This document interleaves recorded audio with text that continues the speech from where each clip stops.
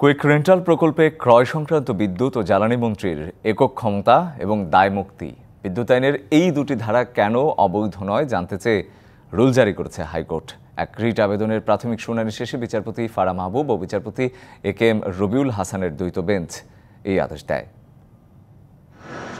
নিরবচ্ছিন্ন বিদ্যুৎ সরবরাহের লক্ষ্যে ২০১০ সালে বিদ্যুৎ ও জ্বালানির দ্রুত সরবরাহ বৃদ্ধি আইন প্রণয়ন করে তৎকালীন আওয়ামী লীগ সরকার।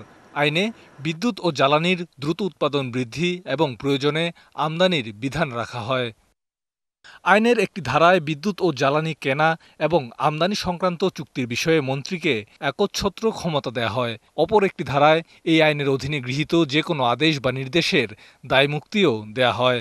৬-এর ২ ধারায় বিদ্যুৎ ও জ্বালানি মন্ত্রীকে যে কোনো কোম্পানি বা যে কোনো ব্যক্তির সাথে চুক্তি করার মানে বিদ্যুৎ উৎপাদনের ব্যাপারে চুক্তি করার একক এখতিয়ার দেওয়া হয়েছে।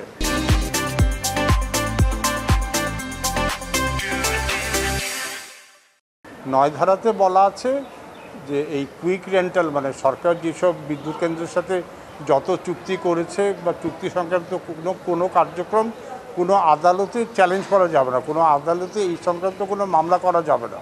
রিটকারী আইনজীবীর অভিযোগ, এই দুই ধারার অপব্যবহার করে বিগত সরকারের আমলে কুইক রেন্টাল পাওয়ার প্ল্যান্টের নামে হাজার হাজার কোটি টাকা লুটপাট করা হয়।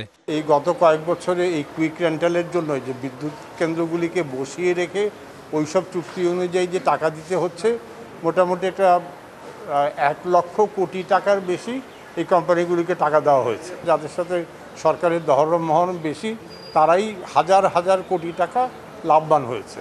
সোমবার বিদ্যুৎ ও জ্বালানির দ্রুত সরবরাহ বৃদ্ধি আইনের এই দুই বিতর্কিত ধারা কেন অবৈধ ঘোষণা করা হবে না জানতে চেয়ে ৪ সপ্তাহের রুল জারি করে হাইকোর্ট।